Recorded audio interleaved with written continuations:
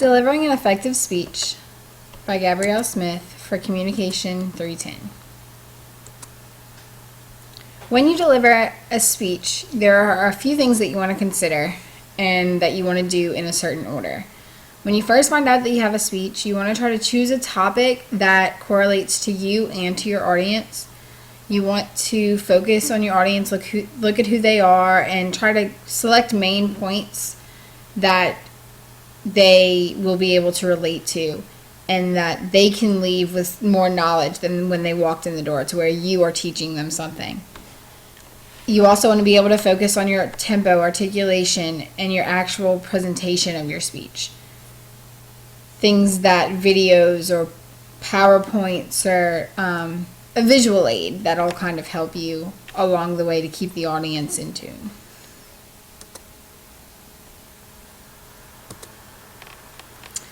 Choosing a speech topic.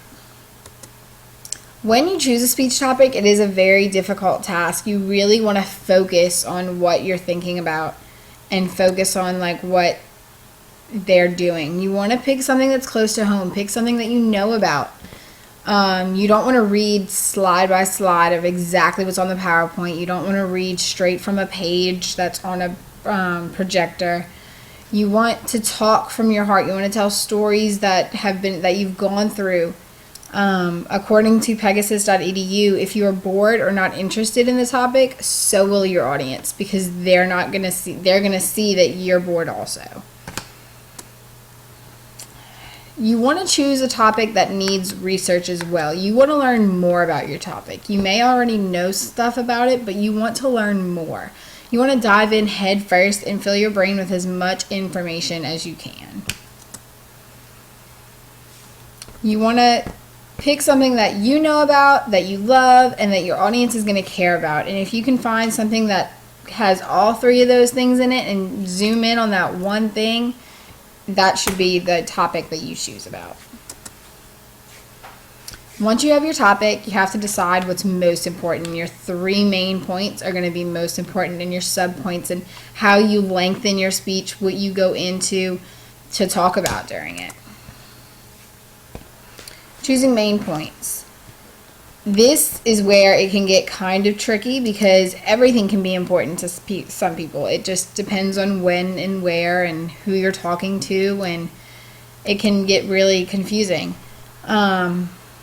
You have to try to keep the main points. You don't want to have about 6 main points, but you don't want to just have one.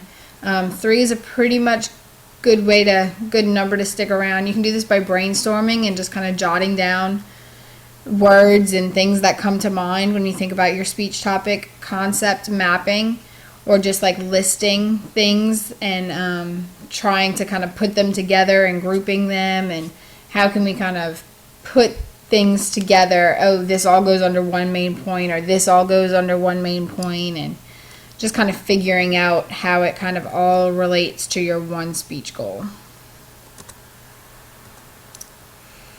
And just like in this picture that we have here, you would have your opening, your point 1 with your sub-points, a transition to lead you into point 2 with your sub-points, a transition to lead you into point 3, and then your closing.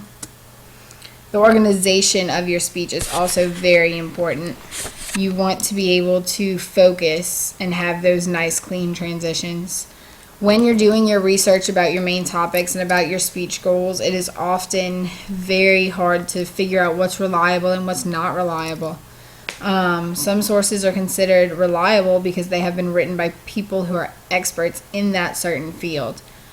Primary sources and secondary sources are things that a lot of people use to determine if something's reliable or not. A primary source is directly from you. It's one person that did it.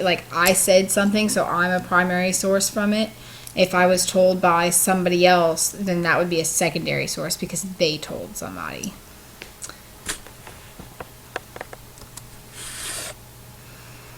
You want to look at your audience when you're you want to focus on your audience when deciding how and where to kind of lead the path of your speech.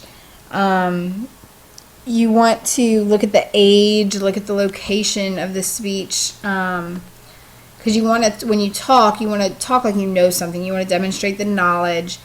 You want to, expertise. You want to be able to speak with a high amount of ability, and you want them to trust you. You want to establish a great deal of trustworthiness, and you want them to be able to trust you with everything you say. You want to say personal stories to where they become personableness, to where they can relate to things that you are saying. Now we go into tempo. Not too fast, not too slow, that kind of stuff. You want to be able to go. The way I think about it is if you think you're going too slow, you're probably going just about right. You have to be aware of the speed constantly. Always, always, always. Because if you go too fast, they're not going to be able to understand you, and they're just going to zoom right on past what you're saying. They're just going to go right over their heads, and they're not going to pay attention at all. On to articulation. It's going to be the production of like sounds, of the b, of the t, of the d. And when you're making sounds, when you're pronouncing words that end in t or d, you want to make sure that those words get enunciated very carefully, because they can easily be mistaken for different words. There are 6 articulators that we want to focus on. It's going to be the mouth, the tongue, the lips, the jaw, the pharynx, and the vocal cords, the vocal folds. I know the picture shows some more, but those are the 6 that we're going to try to focus on. The mandible is the jaw that actually moves. The tongue and the lips kind of help. Those 3 really form articulators, and that can help pronounce the t, t, t, or the d, d, d sound. Now I'm going to have you watch a video that kind of helps before giving a speech. If you watch this video, it'll help you to prepare for those articulators and those short little things so you don't get confused. Okay, now we're going to talk about a different series of words that you want to repeat over and over between 4 to 10 or perhaps a little bit more times. What I'm doing is I'm giving you different combinations of vowels and consonants that actually work different parts of your mouth. They work different articulators. So as long as you have some reasonable combination of words similar to the ones that I'm giving you, you'll be fine. Now these are almost like tongue twister combinations. Maybe you don't like tongue twisters, maybe you don't want to go into full-blown lengthy tongue twisters. These sets of words are where you're going to use a part of your mouth and you're going to immediately have to come back and use that exact same part of your mouth. Like in toy boat. You want to repeat toy boat, toy boat, toy boat, toy boat. What's happening is the placement of your mouth is having to move very rapidly to go back to a certain area, back to a certain area. So you want to take toy boat and repeat it as fast as you can, at least 8 or 10 times. And then the same thing happens with unique New York, unique New York, unique New York. You're working certain articulators, and again, with both of the words, and be careful with unique New York that you hit those consonant sounds.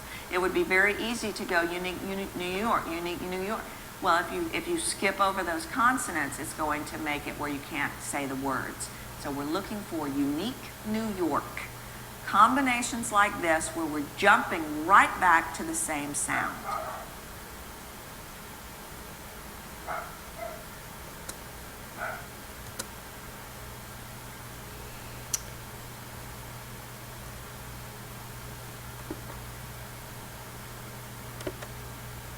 Once you finish your speech, you want to feel good about it. You should feel like you portrayed your information to your audience as well as you possibly could.